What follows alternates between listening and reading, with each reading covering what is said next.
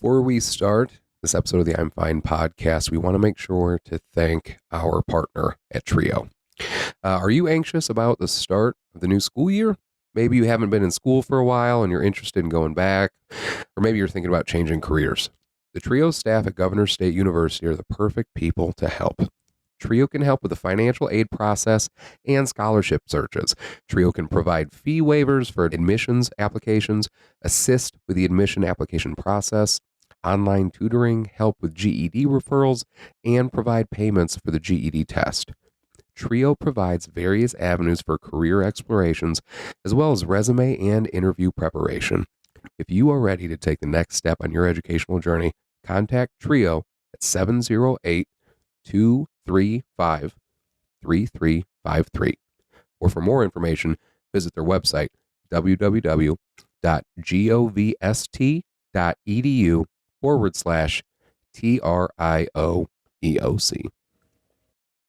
On today's episode of the I'm Fine podcast, we're going to talk about being freaked out, insecure, neurotic, and emotional about laughing through pain.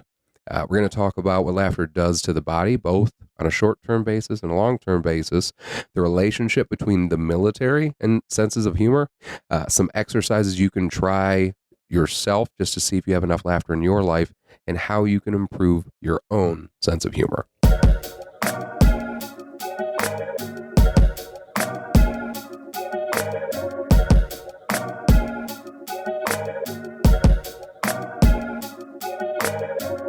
Welcome to the I'm Fine podcast with your freaked out, insecure, neurotic, and emotional hosts, Eric Peterson and Brad Stozick.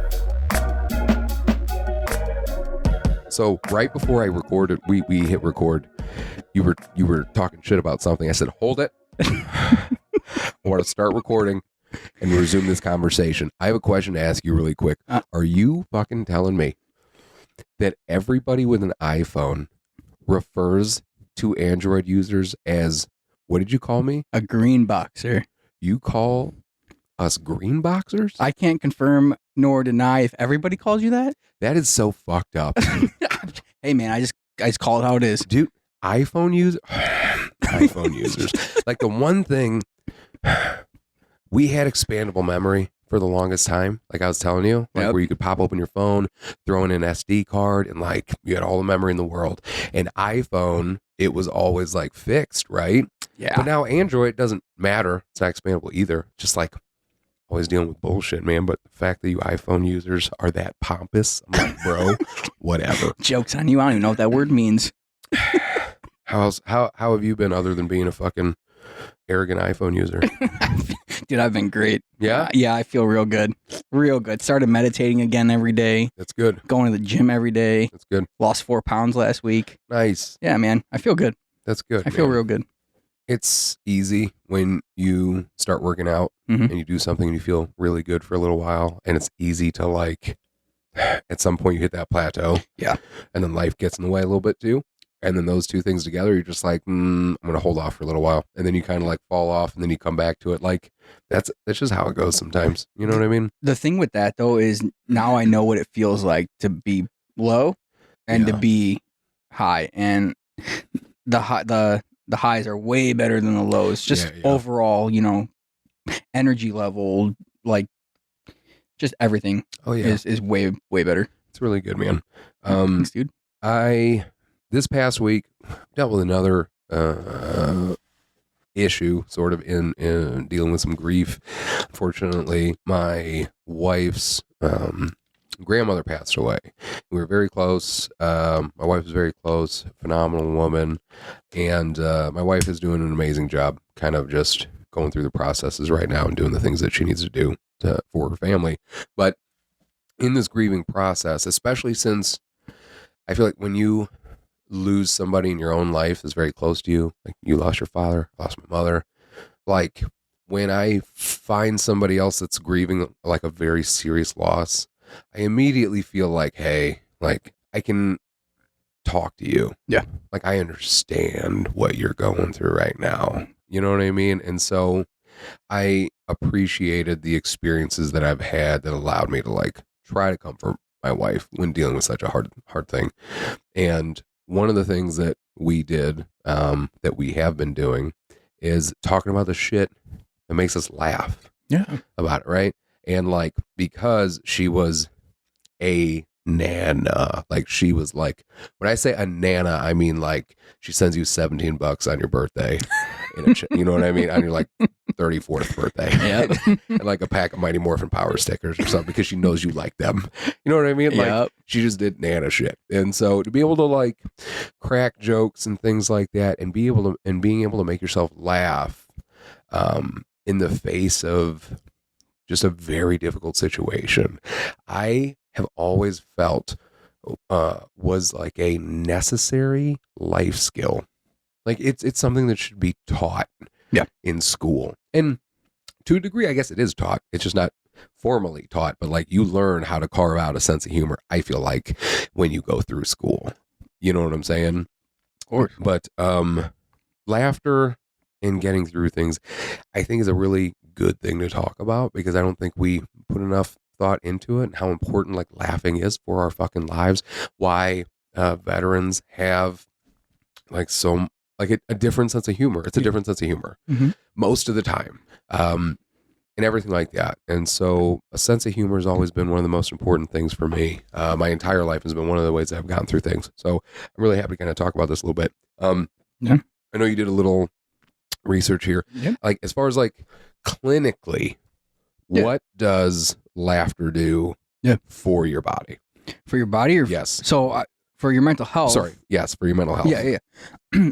So this is according to Mayo Clinic, and they gave both short-term and long-term benefits of laughing. Okay. So the short-term benefits of laughing on your mental health: organ stimulation. It increases your intake of oxygen, oxygen-rich air, which stimulates the heart, the lungs, all that stuff, and the muscles. It activate and relieve your stress response. It soothes tension, and those are the sorry, dude. And now you're displaying how great having a sense of humor is. This is great, because I'm like, oh, dude, you're trying your best, man. I am. Okay? And can I pause for a second? Yes. Because I just did that. I just want to. Speaking of laughter, I just want to let everyone know I started an Instagram page. I planned on bringing this up. Okay. Do you want me to wait? No, let's talk about it really quick, because all right, let's do it. When the episode that we did before this one on acceptance, there was an episode that we recorded and it didn't record. There's like some issues, so we had to re-record it. But on the original one that never got released, you and I were just, I don't know, bantering about something, and then you talked about like how funny it would be to start an Instagram page for yourself, and with the pictures being like blurred and like just black and like ceilings and floors only kind of shit. And I was like, that's the best idea ever. You should do it, and you should continue to do it for a long time, because the longer it goes, the funnier it gets, because it's just like 3 years worth of photos of just like your hand being over the camera screen. So what is the handle? It's Brad Bears. Brad the Blind Dad. I love that. Yep. I'm going to continue to follow that. I think, that's an awesome. Well, thank you. Awesome idea. Thank you. Okay, so you're talking about some of the short-term stuff. Do you want to read the long-term stuff you found, and then I'll pull what I found from the VA website? Absolutely. What do you got? It improves your immune system. Okay. It relieves pain. It increases personal satisfaction. So laughing more apparently helps you enjoy everything in life. Yep. So that's pretty awesome. It improves your mood. Very good. Yeah. I looked up like different things that laughter does, and I found something surprisingly on the VA website, and it was actually a really good article. It talks all about the good and the bad and things like that with laughter. So one of the things they said for physiological changes, laughing for 10 to 15 minutes per day can burn 10 to 40 extra calories. Didn't know that. After intense laughter, it can improve your muscle tone, Laughter affects heart function, increases the stroke volume and cardiac output, dilates your blood vessels. It lowers the stress hormone cortisol. It activates the mesolimbic dopaminergic reward system in the brain. I don't know what the fuck that is. Dude, that's a big word. Mesolimbic dopaminergic. It sounds like I'm just making shit up sometimes. Increases serum immunoglobulins, A and E. In most studies, it seems to increase natural killer cell activity. It raises the levels of beta endorphins, which are the feel-good chemicals of the body, and increases human growth hormone. Some other things that it does. It also, there is a 2018 study that laughter therapy effectively delays cardiovascular complications of type 2 diabetes. Watching a comedy show decreased overall rise in glucose levels after eating. Laughing increases pain tolerance.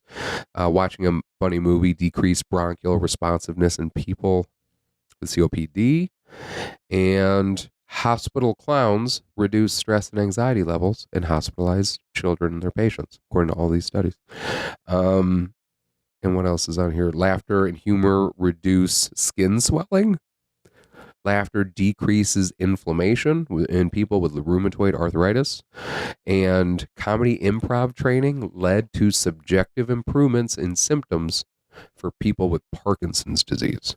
So that's crazy. Laughter really is the best medicine. It does a lot of good shit. It does. When was the first time you really realized that having a sense of humor was important, or like that you found your sense of humor?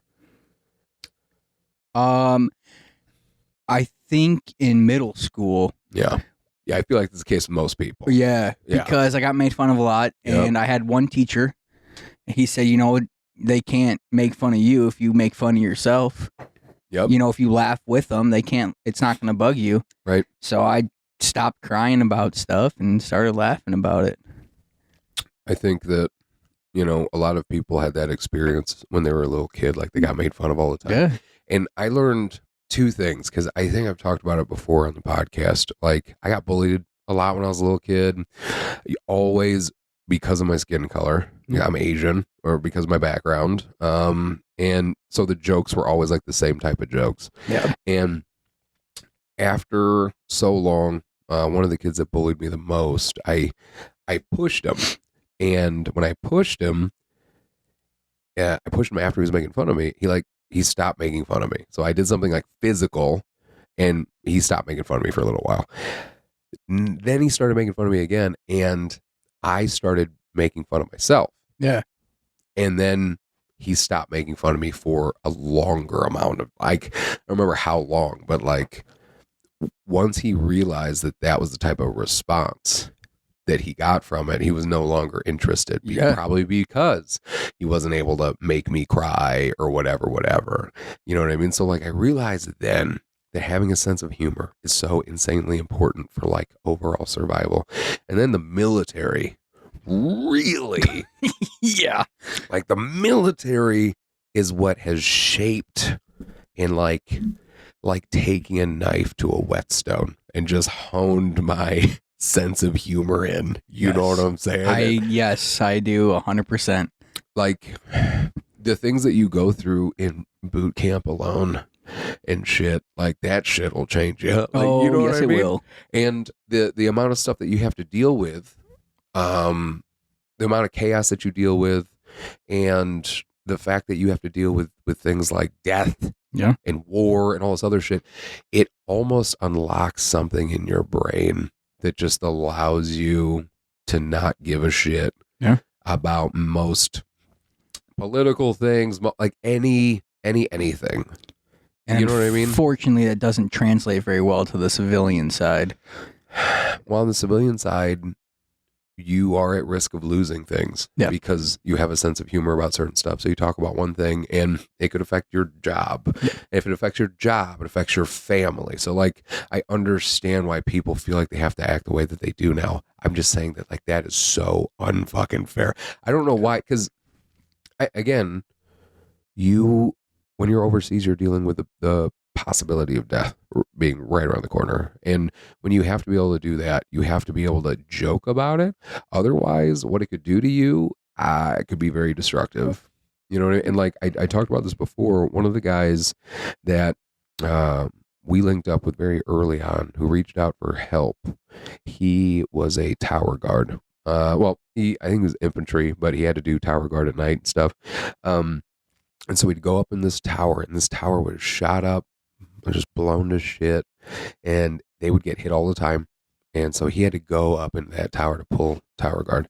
And he told me that when he looked at that tower, he had to tell himself that he was worthless, because if he had any respect for himself, why would he go up there? Yeah. It's like, if you can't use a sense of humor in situations like that, like, that's the alternative. Yeah. You know what I mean? And right, wrong, or indifferent, there's plenty of rights. Like, using a sense of humor helps you get through some of the hardest things there are to get through in this world. And when you finally get a taste for that, I think it's so hard to come back from it. Having a sense of humor and being able to be that uninhibited, where you can like joke and talk and laugh about whatever you want to, and then you come back to a world where you have to be very careful about what you say. Yeah. And now you went from being, like 80 to 90% yourself to dropping down to like 40 to 50% yourself. Like, I can't make jokes about things anymore. I can't say what I want to say. And it hurts, I think, after a while, because you're not being who the fuck you are. You're not saying what you want to say because you're afraid. Now, there is definitely a way that it can be negative too. And you found some things. I did. Like, what are the negative sides? Yeah. So this is according to cbc.ca, and some of the risk factors of laughing include I love this word. I'm sorry. You can do it. I believe in you. You gotta believe in yourself. Protrusion of abdominal hernias. Was it the word protrusion that you were laughing at? It really was. Just come on. All right. Protrusion of abdominal hernias. Inhaling foreign substances. Okay. So choking. Yeah. Yeah. I can trigger asthma attacks. I get that one. Incontinence. Incontinence. Peeing and pooping. Yep. Yep. And headaches.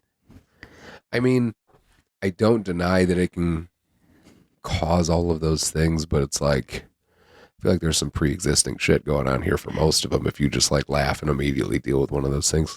I think the good in this situation, the good definitely outweighs the bad.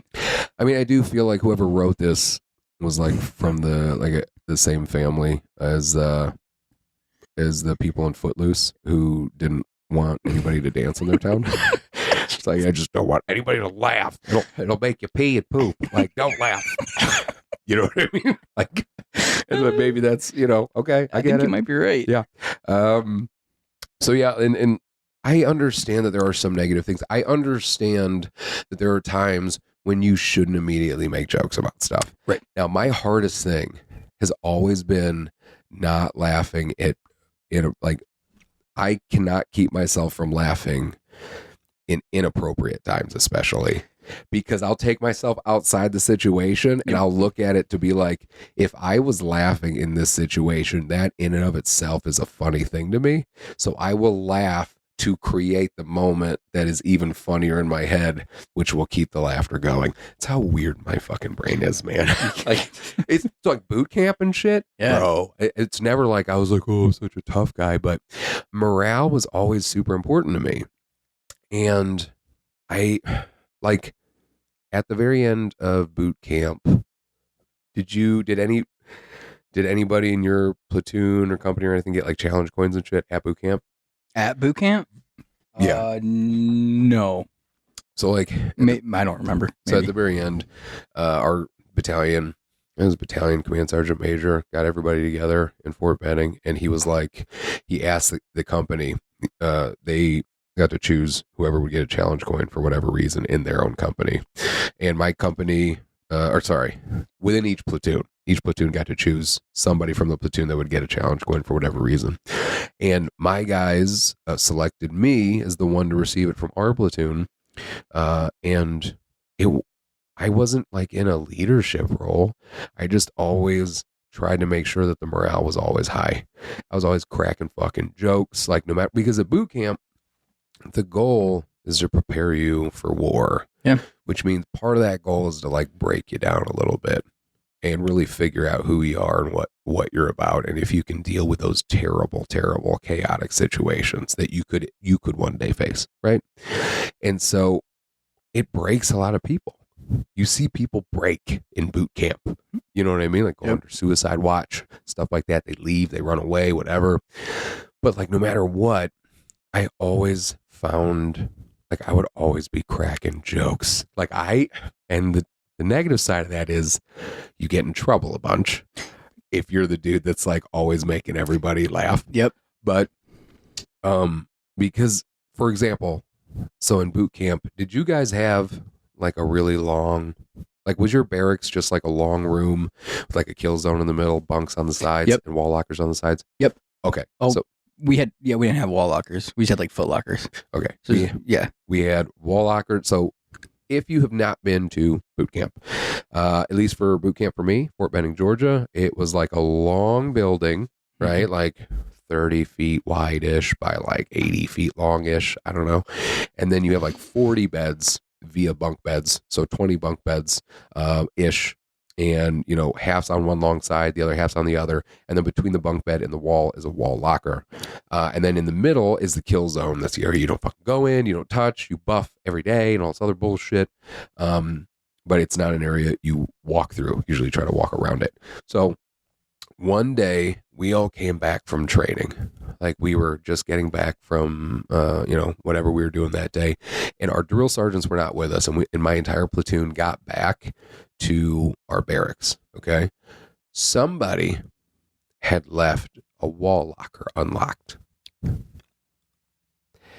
If anybody listening to this was in the military, when I said that, they all made the same expression you just made. Or they just like took a deep breath and shut their eyes and was like, oh, you motherfucker.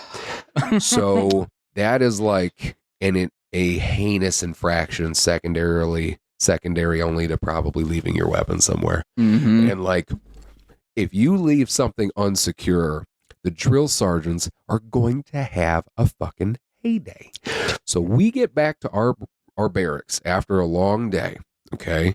And we saw first every bag of laundry that every guy had was opened and mixed together in a giant pile in the kill zone. So if you didn't put your name on your shit, you probably weren't going to get it back. All of the boots tied together to other boots. The wall lockers were all tipped over with shit all over the place, and all of the bunks were disassembled and in the bathrooms with the mattresses in the showers with the water running. You walk in and you see that, you have two reactions, okay? Reaction A is you get so mad and you just lose it. And you just get, you either scream, cry, you're just like, what the fuck? Like this makes me so angry because this is such an inconvenience to my day. But for me, the first thing I said was I walked in front of everybody and I said, guys, this is pretty fucking impressive. Come on. Like, dude, this is a whole thing. Like these drill sergeants spent time doing all this. I respect the dedication. I respect, like, dude, if you can allow yourself to laugh in those types of situations, life, I feel like, will just be easier. It is. Because that shit's going to happen no matter what. Yep. So if you can laugh about it, not let it bother you and drag you down and fuck up your day, then I think you're doing the best thing that you can as far as what you can control. And when we went overseas, it was just as bad. When I say just as bad, like, dude, we were cracking jokes about our own lives. Yeah. When you know that you're going on mission and there is, per intel, case in point, back up a second. When I was overseas on one occasion, right before a mission, I was told, I wasn't even told initially, my team leader was talking to our people that we were going to be doing security for this day. And this was with the Department of Defense. And so we're doing what's called a hood brief, right? So we're all hanging around the cars. It's just our team, our security team, and the people we're protecting. And we're going over a map with them. We're like, hey, this is what we're doing. This, just a little down and dirty, quick overview of everything. In comparison to like the more longer mission brief we would have prior. And so part of this brief was intel. So I see intel come out of his intel shack and he says something to my team leader, and I'm too far away to hear it. My team leader, he just looks down at the ground and he just sighs and he just shakes his head. And the intel guy's walking away. I'm like, whoa, whoa, whoa, whoa, whoa. Like, yo, dude, what was that? And I stopped the intel guy and I said, hey, what did you just tell our team leader? And he just goes, so intel has it. They have it under like good authority or whatever, good credibility, that there was going to be a 60,000 pound V bed operating within the area of ABC traffic circle. We'll call it 60,000 pounds, 60,000. That is a gigantic, that is a huge V bed. I forget what the Oklahoma City bombing was in terms of pounds, but I think it was like 8,000 or some shit. Like, dude, 60,000 pounds. And so I look over to my team leader. I'm like, oh, Jay, we called him Jay. And I was like, hey, Jay, where are we going today? And he goes, ABC traffic circle. Like, we were going right where they expected it to go. And the first thing we all started laughing. We were cracking up. I walked over to my driver, his name is Phil, and I made a joke that I was going to hook Ashley up. I was going to head back to the room real quick and get Ashley, my wife, an account on farmersonly.com, so at least she would get set up with a nice country southern gentleman who's going to open doors for. Like, dude, we were cracking jokes immediately. And we still went on mission. We did not go on mission because we get intel all the time about shit. We don't know what's going to happen or what is and what isn't. So you still go on that mission. You have that attitude. And now when we got out there, don't get me wrong, we're looking around a little bit more cautiously than we would before. Yeah. But if that sense of humor allowed us to carry on and get the mission done. Yeah. And it got us through some of those times where I would even almost say, like, if we were being rational about it, we wouldn't have gone. We wouldn't have done it. We would have said no. We would have got sad, got angry, or whatever. Like, I feel like that's more rational of an approach. But to laugh about it's way more protective, right? It's like protecting yourself. I don't think there's rationality in the military, though, because you don't have that choice. Right? You had the mission. You got to go on your mission. So there was no choice but I definitely get what you're saying. It would make more sense not to do that. Well, and that's why I think when you come home, if you're willing to joke about your own life, you're probably willing to joke about anything. Yeah. Okay? Yep. So it's like you come home and you want to make the jokes that you want to make, but other people don't think they're funny and other people aren't ready to hear that type of shit. And then you have like the cancel culture and all that other crazy shit just because of one thing that you said that gets taken out of context or like whatever. So it's like a world where you feel like you have to be so quiet and just not sharing anything. And I just don't think that that's good for us at all. You know what I mean? Oh, yeah. What about you? I mean, what about your sense of humor? Because, okay, so one of the things that you talked about a second ago, a few minutes ago, was your Instagram page. Yeah. Dude, you're taking something that you've dealt with and struggled with at a certain point, and you've turned it into something that now makes you laugh and makes other people laugh. Right? Yeah. That's amazing. That's why I was so for it from the very beginning. I was like, that's a fucking hilarious idea. Like, you should absolutely do that. Just pictures all the time with your fingers in front of it. Like, and like you said, like ceiling shots and then like floor and everything's blurry and out of focus. And it's just Brad's travels around the fucking world. Yeah, dude. It just, I feel like I don't know. Like you said, you're either laughing about it or you're absolutely miserable. And like, there's no in between. Right. Especially when things happen like losing your sight or going deployed, like getting deployed. There's no in between.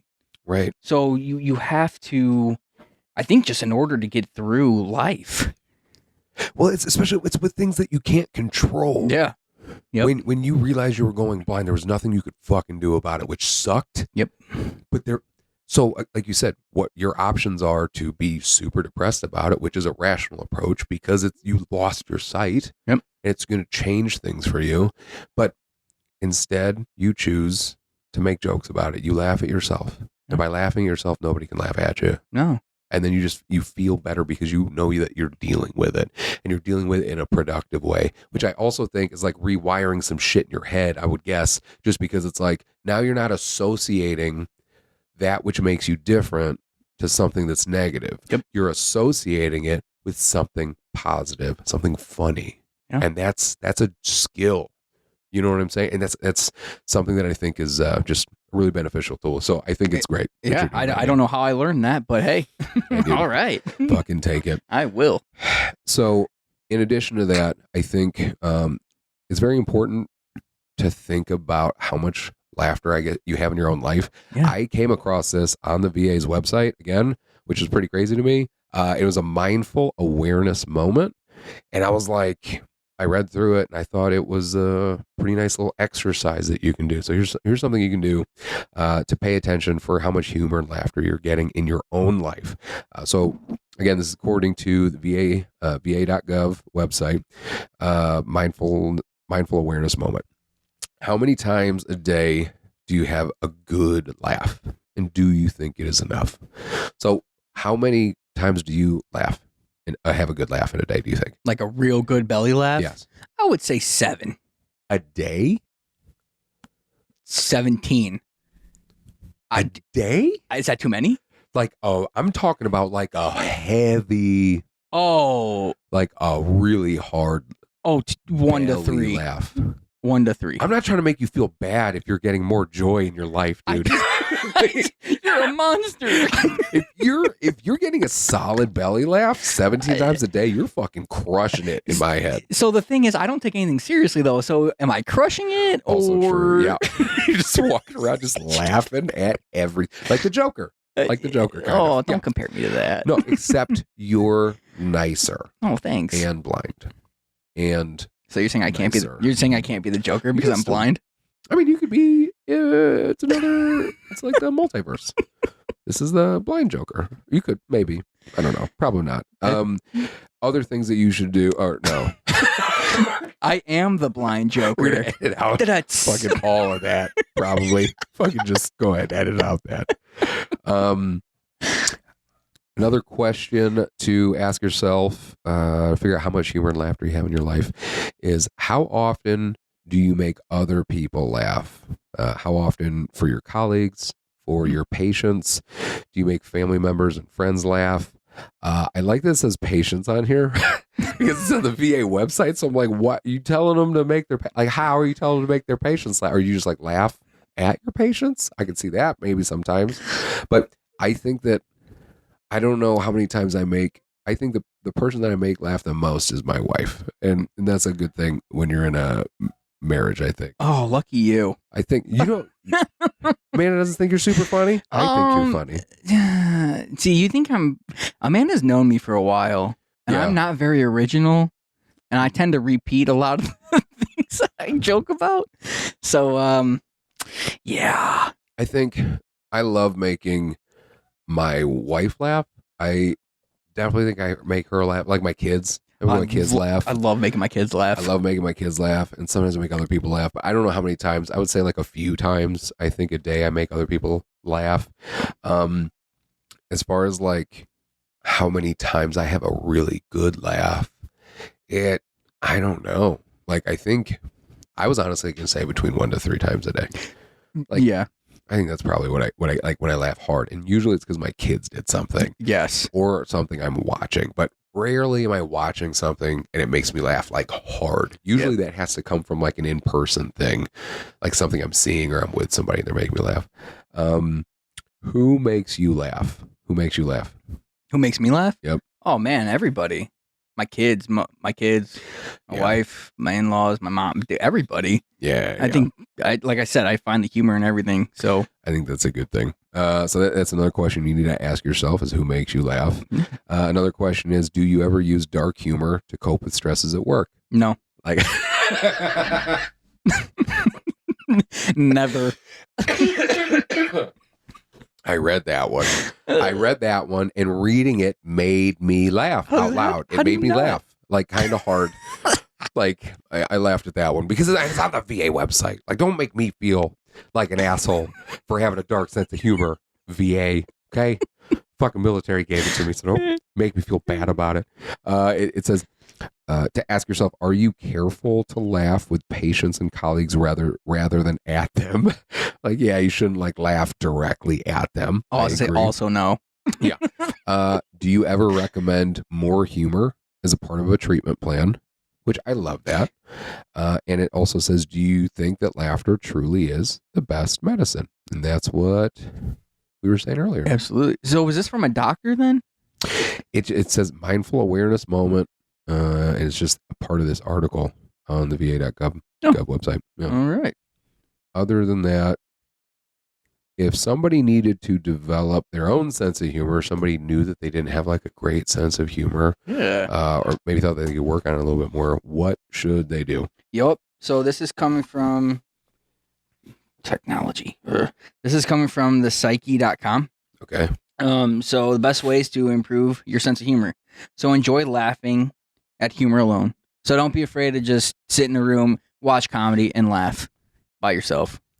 Yeah, man. I mean, it's really helpful. Like, yeah. And we talked about it, I think, in the grief episode.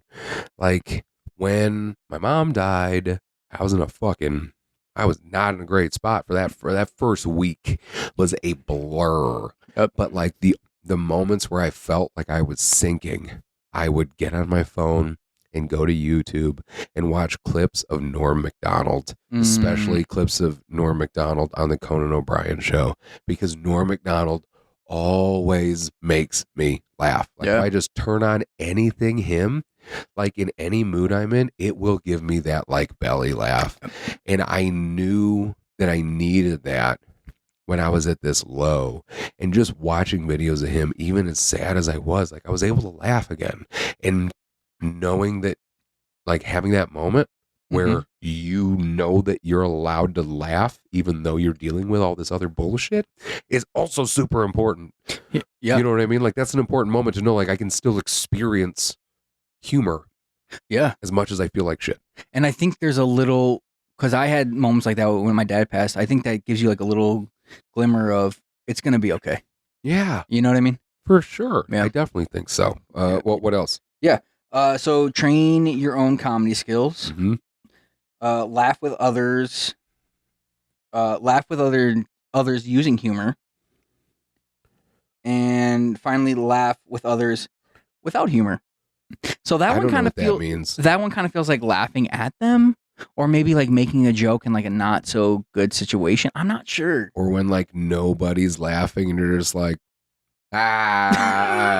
you just start laughing out of nowhere. I don't know. Like laughing when there are no funny moments. I mean, training your own comedy skills is easy. Just fucking get married. Just get married, have some kids, and then comedy is just in your life every day. Every day in your life. Either people laughing at you or you laugh. Either way, it's like that's a great way to train your comedy skills, in my opinion. So I think what that means. This is just my interpretation of what that means. Laugh with others without humor, like not watching a funny movie, not going to a comedy show, like just being and like laugh. That's my interpretation of it. I could be totally wrong. I don't know. I ate a lot of crayons in the Marine Corps, so I'm probably wrong, but it's fine. I think, well, I was just going to say, like, I don't think I laugh as hard unless I'm laughing with somebody, like in person with somebody. But then again, I'm thinking about, like, I've been to insanely funny movies and laughed, but then part of me is like, am I laughing because other people around me are laughing? Yeah. And I also think the thing's funny, so it's going to make it easier for me to be more uninhibited in laughing. Yep. Like, what? Because it's like, when you listen to a video of other people laughing, like, it usually makes you laugh regardless of what it is that they're laughing at. Yeah. Like, the fact that they're laughing makes you laugh. And I love bloopers in horror movies, but any movies. Yeah. Really. Yeah. Like, whenever they have a blooper reel at the end, like the Rush Hour movies all had them. And you're like, that shit makes me laugh. There's a video online about like people with weird voices. It's on some British TV show that people like something happened and their voice is fucked up, and the person starts talking and their voice is fucked up, and the host starts laughing uncontrollably, like not trying to hide it. Just uncontrollable laughter, and you can see the people talking getting angrier and angrier, and as they're getting angrier they're talking more, and because their voice is fucked up the dude just keeps laughing harder. And just hearing him laugh, it's so hard for you to not laugh. Yeah. Like, I'm not laughing at what he's necessarily laughing at. No, yeah. But just hearing that type of, like, hearing laughter, being around laughter makes it easier for you to laugh. Yes. I don't. Oh, sorry. No, go ahead. I don't know if the video's still up, but there was a video on YouTube. It's called The Laughing Cat. Yeah. And it was like this cartoon cat, and he's got like this face, like he's laughing, and it's literally just like him cracking up for like an hour straight. It's a video? It's not. It's one of those like repeat same thing. Oh yeah. But he just like laughs, and like his laugh, dude, it's hilarious. He's famous because of it. It's so funny. It's not even a real cat. It's just like a picture of a cat, and he's like the head is moving, like somebody like. It's probably got like 800 million views or whatever. It's so funny. I definitely. Well, there's a lot of ways. I don't know. I think that surrounding yourself with things that make you laugh is really important, and having those videos, comedy specials, knowing who your favorite comedians are, because like I also think you can judge the state of a society, the freedom of a society based on its comedians, right? Because like what a comedian, you see what comedians can and can't say, because they're willing to say whatever they want. So you can really, I feel like you can tell a lot about a country and its freedoms by taking a look at their comedians. You know what I mean? Is there North Korean comedians? You look at these super oppressive countries, and if they do have comedians, they come to America and become comedians. Like they're not comedians in their country because they're not allowed to, because they'd fucking disappear. Well, yeah, and it's like scripted. Like this is what you're allowed to joke about. Right. Yeah. And so like I have my favorite comedians. I don't know who yours are, but my first introduction into comedy, like stand-up comedians, was one of my firsts was Robin Williams live on Broadway. And that one, dude, that special still, like to this day, Robin Williams live on Broadway, I know like almost all the bits in that, almost by heart. It made me laugh so hard. I didn't understand that I could laugh like that as a kid from watching somebody, him. And then I got into George Carlin, and then I found out George Carlin had this impressive amount of work because he was recording new hours every year. He had books and everything else too. And so I loved all of his work. And now, like my go-tos, like I said, Norm Macdonald, who passed away, unfortunately. Mitch Hedberg was another one of my favorites, and he passed away years ago. Yep. Tom Segura and like his whole, like all those guys, but Tom Segura is the one that cracks me up the most. Yeah. What about you? Like, what comedians do you go to? Chris D'Elia. Yeah. I like him. Yeah. I like a lot of the comedians that haven't blown up yet. Yeah. You know what I mean? I don't know. Chris D'Elia's blown up for sure. Yeah. I don't know a lot of their names. Oh, yeah. But like, I just like Death Scroll or like Doom Scroll, like comedy specials. And it's always like someone with a iPhone camera or like a not good quality camera or whatever. Yeah. I think those people are the best. Dude, I don't know if I talked about this one, but man, anybody out there that has a minute, please check out Ali Sadiq on YouTube. He's got a couple of specials. He was incarcerated for a while for mistakes that he made as a kid, and he just opens up, he talks about all that, and he's one of the most conversationally funny guys I've ever heard in my life, just listening to him tell his story. And this first special is all about it's I say it's his first. The first main one that I saw was all like jokes. It was his comedy, right? A lot of storytelling, really funny. Definitely sucked me in to be a lifelong fan with just his first one. But then his second one came out, the second main one, major one on YouTube, and it was great. But there was this point where he starts to talk about how his younger sister had, I believe it was sickle cell, how she died from it when he was a kid. And he starts talking about this story and he shares it in such a way that it cuts to your soul. Like, he is such an amazing storyteller. And then he talks about the moment where he found out that she was dead, and he starts crying on stage, not in a dramatic, like theatrical way, but in a fucking real way. Yeah. And he's crying hard, and he's not hiding it, but also, like I said, not being theatrical about it. Like, it's some real shit, and it's impossible to watch that and not cry along with him. And then immediately following that, he goes into another bit where through his tears, he cracks a fucking joke, and it's hilarious, and it's impossible for you to not laugh at it. So not only are his specials amazing, and I think he's hilarious and just an amazing storyteller, and to be able to take you on that little fucking journey of emotions. Yep. But it's amazing to me that how I feel like there's like such a close line between so many of these emotions, where like you can be in such a depressed, sad, crying mood, and somebody can make a joke, and through those tears you can laugh. You can still laugh. Same thing when you're really angry. Yeah. Like any of those things, you can still find a way to laugh. And I almost feel like that laughter is like a lasso that's fucking bringing you back to reality a little bit too in those moments. You know what I mean? Absolutely. But that's just what I think. What else? Okay, so a few other things that we found here, according to Mayo Clinic. It says find a few simple items like photos, greeting cards, comic strips, things that make you chuckle. Then hang them up at home or in your office. What are you chuckling about? I used to have pictures of me hung up, but then I went blind. I mean, they're still hung up. They are. You just don't know where they are. Allegedly. I thought you were just chuckling at the word chuckle, because I don't really know the difference between chuckle and laughing. I've always wanted to guffaw, because I've seen the word guffaw before, and I don't know what the fuck a guffaw is. It's a synonym for laughing. Guffaw? It's called guffaw. That sounds like a Disney villain. Guffaw. Like I assume that's what it is. I've never heard anybody be like, that motherfucker's guffawing. Like, I've never said that in my life. Seriously, quit guffawing so much over there. But it's a synonym. It's a word. I know it is. Look it up. Look online at joke websites or silly videos.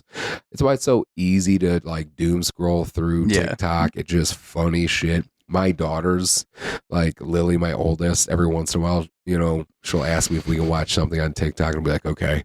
And we'll watch like funny videos and stuff. And it's so great to watch your kid laugh. I know. To be able to laugh with your kid and shit. It's the best. Also, according to Mayo Clinic, it says laugh and the world laughs with you. Find a way to laugh about your own situation and watch your stress begin to fade away. Even if it feels forced at first, practice laughing. It does your body good. Consider trying laughter yoga. In laughter yoga, people practice laughter as a group. Laughter is forced at first, but it can soon turn into spontaneous laughter. Just the idea of forcing people to laugh for this yoga thing, like laugh, like yelling at everybody to laugh while you're doing like a downward dog. Laugh. That sounds like how a German person laughs. Get to the boss. That's another one. It's another clip, Jake. Leave that in too. I'm telling you, dude. I want to do accents, and I want to be a voice actor. I believe in you. I think you could do it. I definitely think you could do it. Listening to humorous podcasts, going to comedy clubs, all that kind of stuff, very beneficial. You feel great when you come out of a comedy club. You and I went to go see Chris Porter, who played at the Majestic. Yep. Thanks to Mave Entertainment. Yes. Friends at Mave Entertainment made that one happen. And like, dude, you leave a comedy show and you're just in such a great mood. Yeah. You're in a great mood. Like, seeing him was awesome. Before him, I saw Tom Segura with my wife and my friends, and oh my god, that was amazing. Nice. And you just leave, and you can't be in a bad mood. Like, doing things like that. It's important to make a point to do shit like that. Absolutely, highly recommend comedy. Since I lost my vision, that is one of the things now that I enjoy doing, because you don't have to see a comedy show. You know what I mean? So instead of going to plays, and we would go to we would go to things and I wouldn't be able to see it and I would get upset and I would cry. Like I would get so upset. Yeah. And we went to a comedy show once and I was like, I don't have to. I can sit way in the nosebleeds and still enjoy this and have a great time. That's true. Yeah. That's a good way to look at it too. Because like comedy, sometimes you, I would imagine it's just as funny if you can see it than if you can't see it. Sometimes I'm sure like when they're doing more theatrical type of, you know what I mean, like hand movements or something like that, then you wouldn't see it as much, like physical comedy, like Jim Carrey. But dude, it's not any different than listening to like a recording of your favorite comedian. They do something funny, you don't see it, right? But people laugh and you're like, okay, I can put the pieces together. Yeah. Very true.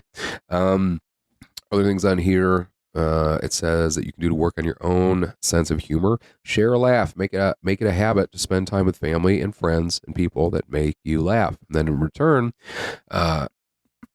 return the favor by sharing funny stories or jokes or anything like that with those around you too. And the last thing it says is browse your local bookstore or library selection of joke books and add a few books to your list that you can share with friends. That worked in like 1998, like elementary school, like a joke book. Yeah, you know what I mean. But like, that's not like a traditional joke book isn't something that would make me laugh probably now. My kids love those. And because when you're a kid, like that's just funny. What makes it funny to me is like they're working on reading, but a lot of the time it's not. I'm not like laughing at my kids because they can't read. Like they can read, but it's just like. I sound bad. That sounds real bad. Like, hold on, guys. I don't laugh at my kids. Like they're just sometimes they make those like little mistakes. You know, you're just sitting. I just see you sitting over your like Nora, little sweet Nora, and you're just like laughing, like you can't read, like just laughing. No, dude, I know you know what I'm talking about as a parent. I know you know. Oh yeah, like back me up here, please. No. So, sound like a complete monster. Stop making fun of your kids for not being able to read, Brad. I understand that. I definitely understand that. Yeah. But other than that, yeah. What else do you have? What else do you think about laughing? I love it. It's such. I feel like lately I've been doing it a lot more. Yeah, I don't know if I was recording when I said this, but like, you're cracking way more jokes than ever before. Whenever we're around other people, like you're giving shit to people and just cracking up, and it's great. Yeah, because it makes you appear that you are very comfortable. Oh yeah, you know what I mean, and confident. That's good. I'm telling you. I said it before. I'm gonna say it again. Turning 30 changed me. I'm older. I'm wiser. The ripe old age of 30. I know all life's secrets. So just, hey, I might write a book.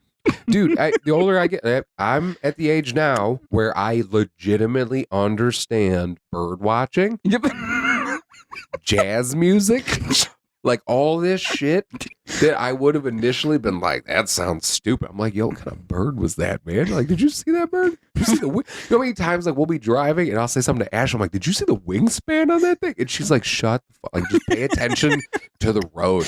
Like, I get bird watching and shit now. You know what I mean? Like that kind of stuff's fun. Oh, lucky like, you. I get it. Yeah. You don't like bird watch? I was just gonna say. No, Eric, I don't like bird watching. Actually, you can stand there and be like, I mean, I hear it. You know what I mean? I know it's over there somewhere. Actually, you know? you can just take out the word bird. I don't like any type of watching, you son of a bitch. Oh, people watching. I mean, those are the two major types of watchings. Yeah. It's just people and birds. But you can still listen to both, like we said. It's not so bad. Like, because this one thing, like people watching in an airport, if that was an Olympic sport, I would take the fucking gold every year. Because what I used to do, especially when I was a PI and I was traveling all the time, I was always in an airport, and I would take pictures of people and say like whoever I thought like they look like, you know what I mean? And I got some really good ones. So here's the thing: I have gone from the watcher to the watchee. Yeah, people are watching you now. People are like staring at me now. But hey, that's okay because I don't see him staring anyway, so I don't care. That's true. Yeah, So whatever. And you got a pretty good excuse, and nobody cares. You know what I mean? So it's just totally fine now. My favorite is like kids because kids don't just people watch; they will people watch and then Talk about say whatever they want. Yeah, yeah. Yep. But okay. What else do you got? What else did you want to say about laughing and laughter? I just do it more, man. That's all. That's it. Just spread the love. Spread the love and laughter. As long as you know that, like, you're not. Again, I think about what times you should not laugh. Right. And like, okay, during periods of grief, like during the initial onslaught of grief. Yeah. Like, those moments are like, okay, we got to take this fucking serious for a second. Certain things like that. I get it. Yep. And you have to figure out where that level of comfort is in being able to laugh. Yeah. You know what I mean? And making jokes and things like that. I think sometimes I've probably made jokes too soon. You know what I mean? But I feel like that's a good thing though. Sometimes, like at a wake or at you know what I mean? Right. Let the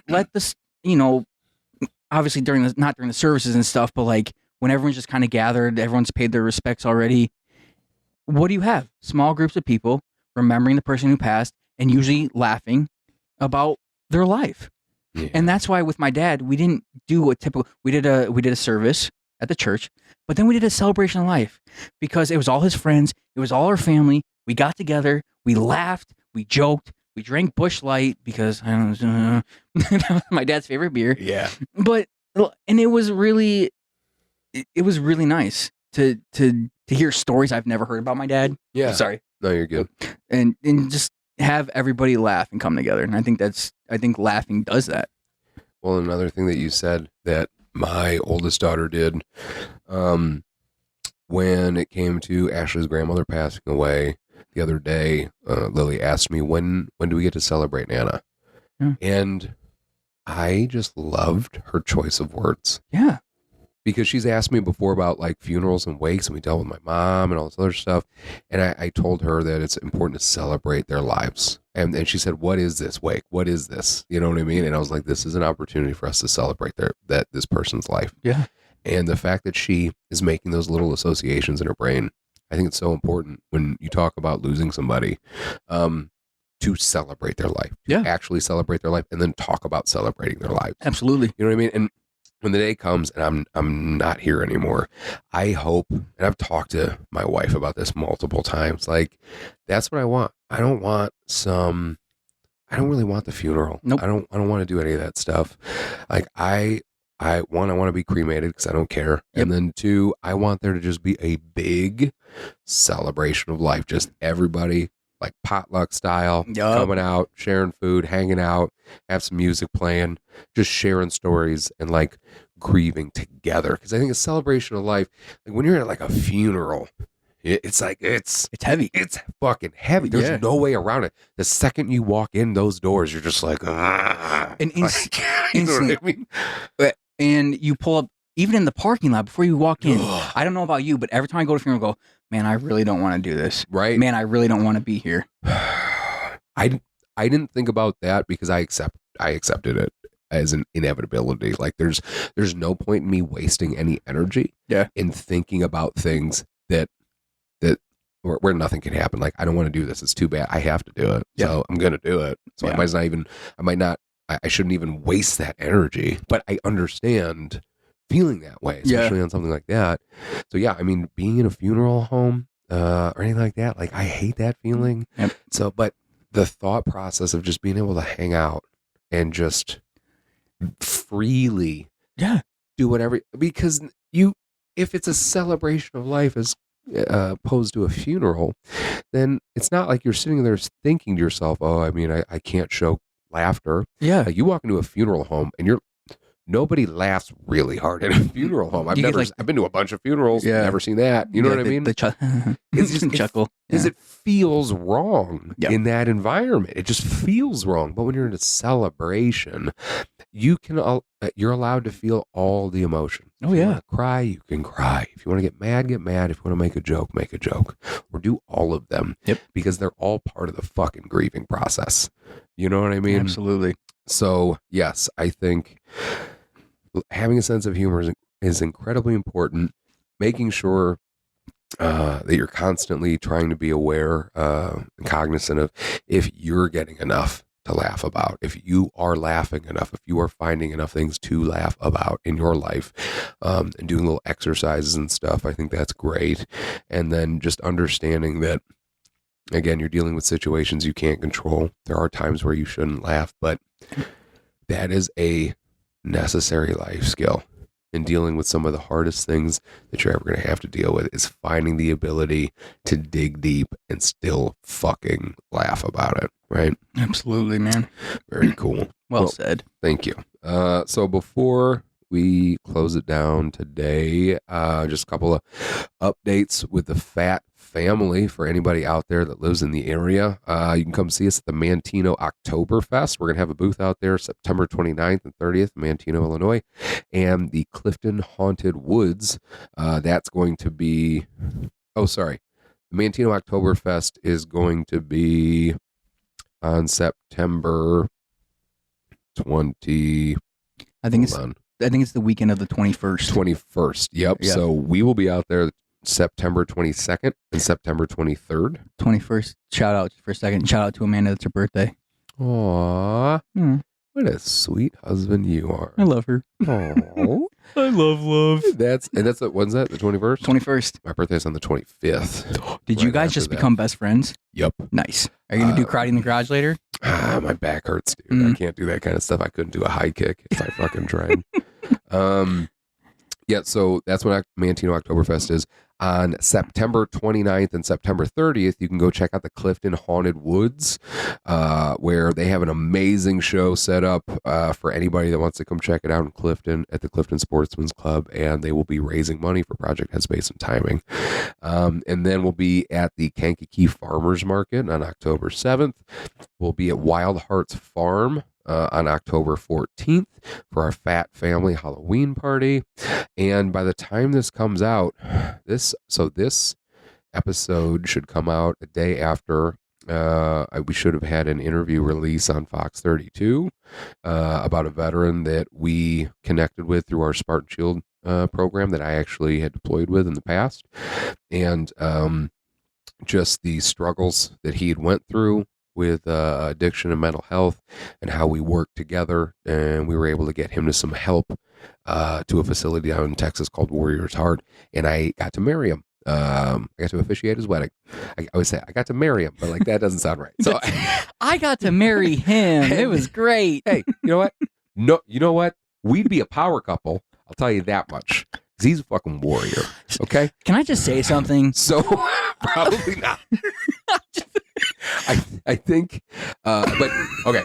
So I got to officiate the wedding between him and his fiance Lauren. So that was really cool. John and Lauren, and Fox 32 did a story on it. So that should be out right now too. And then we also just did an interview with a radio show out of Chicago, Sherman and Tingle, and that one should be out, I think, this week or next week on I think 97.1. So other than that, thank you very much for tuning in. Thank you again to our partner Trio. Brad, you got anything else, my friend? Nope, that's it. Great episode, man. Till next time, thank you for tuning in, and we hope we helped you go from being fine to being fine. Please make sure you like, share, subscribe, and go to Brad's fucking Instagram page where he takes blurry pictures of shit a lot. So, thanks.